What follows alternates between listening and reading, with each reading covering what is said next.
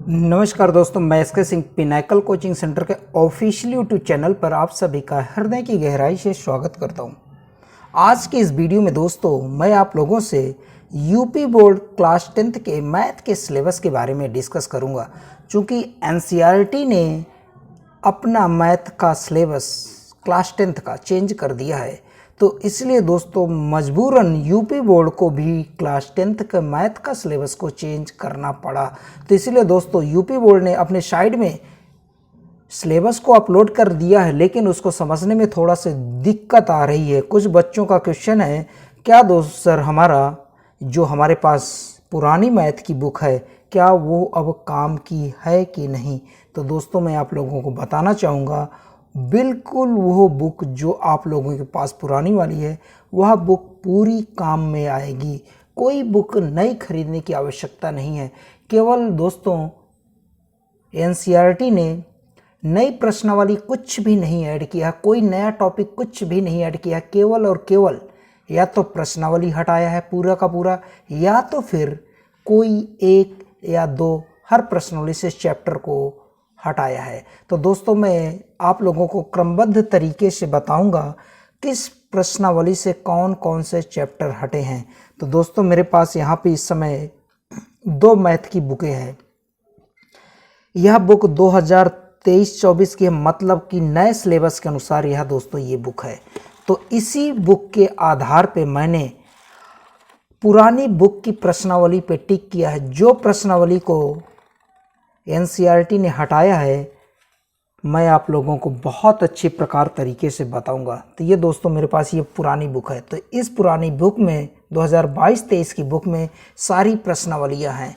तो लेकिन मैं आप लोगों को क्रमबद्ध तरीके से बताता हूँ कौन कौन सी प्रश्नावली हटाई गई हैं या फिर कौन सी चैप्टर पूर्ण रूप से ही हटा दिया गया है। तो आप दोस्तों हमारी इस वीडियो में बने रहें, जिससे आपको क्लास 10th के मैथ के सिलेबस को समझने में कोई भी दिक्कत न हो।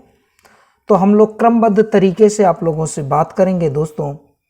तो हमारी पहली प्रश्नावली क्या होने वाली है, वास्तविक संख्या। तो दोस्तों हमारी पहली प्रश्नावली होती है वास्तविक संख्या के। तो आप लोगों के पास जो पुरानी मैथ की बुक होगी तो उस बुक में वास्तविक संख्याओं में 4 प्रश्नावली होंगी। तो दोस्तों मैं आप लोगों को बताना चाहूँगा, इन 4 प्रश्नावली में से 2 प्रश्नावली हटा दी गई हैं और 2 प्रश्नावली हैं। तो ये दोस्तों ये प्रश्नावली आपकी हट गई है। अब 1.1 प्रश्नावली नहीं पढ़ना है और 1.4 ये भी प्रश्नावली को नहीं पढ़ना है। तो बाकी 1.2 और 1.3 ये दोनों प्रश्नावली को आपको पढ़ना है। तो दोस्तों मैं यहाँ पर भी आपके सामने इन दोनों प्रश्नावली पे टिक करता हूँ।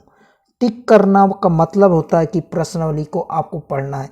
1.2 और 1.3 ये दोनों प्रश्नावली पढ़ना है। 1.4 और 1.1 नहीं पढ़ना है। ठीक है दोस्तों।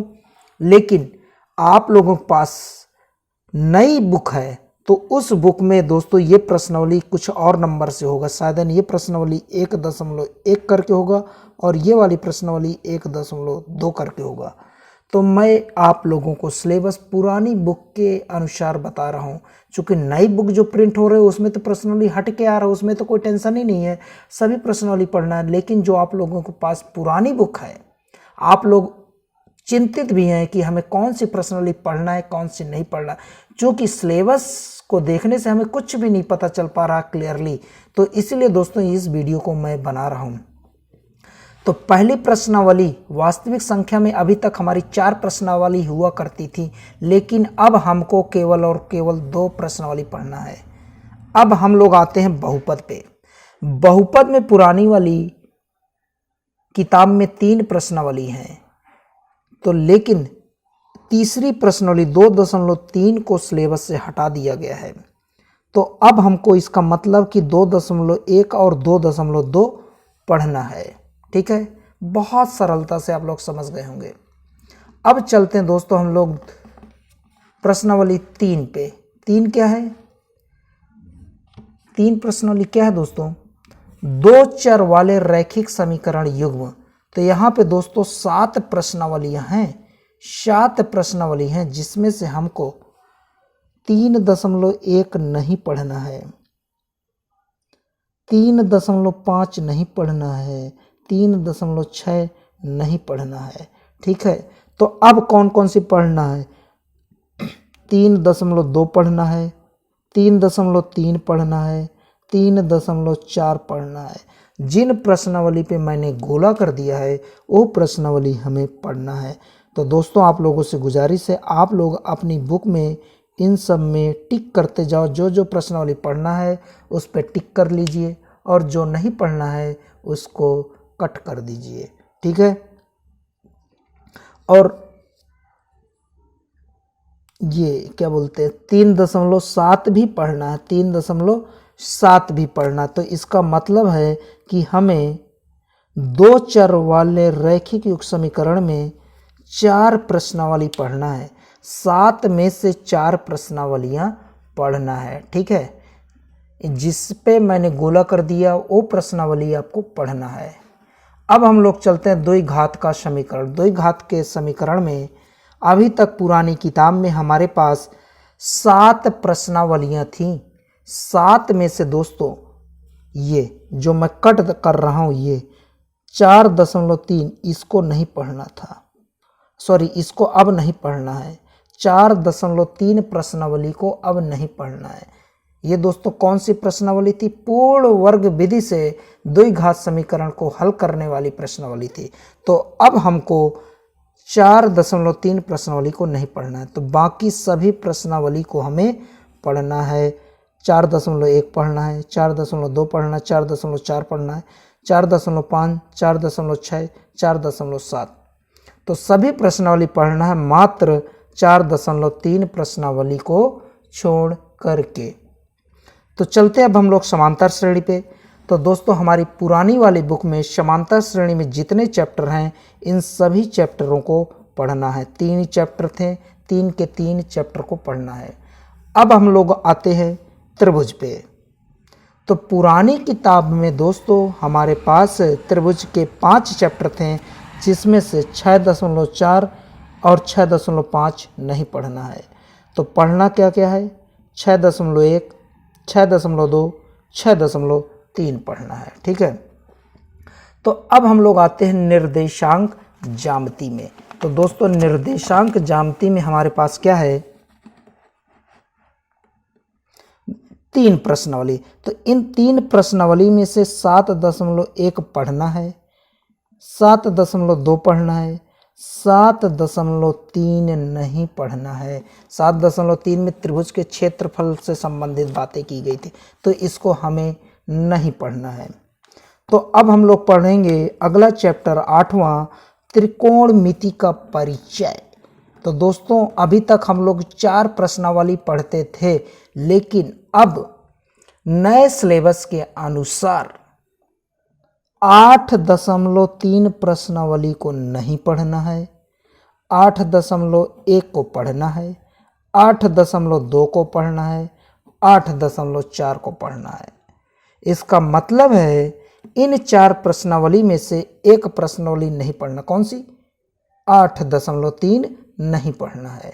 ठीक है, तो चलते हैं अगले प्रश्नावली पर। हम लोग आता है हमारे पास क्या है? त्रिकोणमिति के अनुप्रयोग। तो दोस्तों त्रिकोणमिति के अनुप्रयोग में केवल और केवल एक प्रश्नावली थी, तो इसमें से मतलब पूरा का पूरा पढ़ना, कुछ भी नहीं कटौती की गई है। अगली प्रश्नावली पे आते हैं हम लोग वृत्त। तो वृत्त पे पुरानी वाली किताब पे दोस्तों 2 चैप्टर थे। ठीक है, वृत्त पर 2 चैप्टर थे। इन दोनों में से वृत्त के 2 चैप्टर थे, इन दोनों में से दूसरे 10.2 को नहीं पढ़ना है, 10.1 को पढ़ना है। ठीक है, जिसको पढ़ना उस पर मैंने टिक कर दिया है। और 11वां चैप्टर पुरानी किताब में क्या है? ज्यामितीय रचनाएं। तो इस बार एनसीईआरटी ने पूरा का पूरा चैप्टर ही हटा दिया। इसका मतलब इस प्रश्नावली से कुछ भी नहीं पढ़ना है। नई किताब में तो ये प्रश्नावली हट के आएगा, लेकिन पुरानी जो आप लोगों के पास किताब है तो मैं आप लोगों से गुजारिश करना चाहूँगा, कोई नई किताब खरीदने की आवश्यकता नहीं है। केवल आप लोगों को उस किताब में टिक कर दीजिए कौन कौन सी प्रश्नावली नहीं पढ़ना है, कौन कौन सी प्रश्नावली को पढ़ना है। तो ज्यामितीय रचना ये वाली प्रश्नावली को पूर्ण रूप से हटा दिया गया है आपके सिलेबस से। तो आते हैं हम लोग अब 12वीं प्रश्नावली पे, वृत्तों से संबंधित क्षेत्रफल पे। तो वृत्तों से संबंधित क्षेत्रफल पे 3 प्रश्नावली अभी तक थी। तो अब हम लोगों को केवल पहली प्रश्नावली 12.1 पढ़ना है और 12.2, 12.3 नहीं पढ़ना है। ठीक है। अगली प्रश्नावली क्या है, पृष्ठीय क्षेत्रफल और आयतन से। तो पृष्ठीय क्षेत्रफल और आयतन से हमें 13.1 प्रश्नावली पढ़ना है, 13.2 प्रश्नावली पढ़ना है, 13.3, 13.4 नहीं पढ़ना है। ठीक है। तो यहाँ पर भी हमें 2 प्रश्नावली पढ़ना है। अब हम लोग आते हैं अगली प्रश्नावली सांख्यिकी पे। सांख्यिकी पे अभी तक हम लोग 4 प्रश्नावली पढ़ते थे,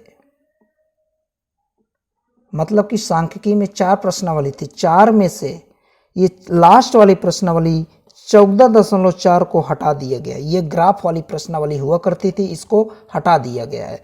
तो अब हमको 14.1, 14.2, 14.3 ये 3 प्रश्नावली को पढ़ना है। ठीक है। और आखिरी प्रश्नावली हमारे पास बचती है प्रायिकता की।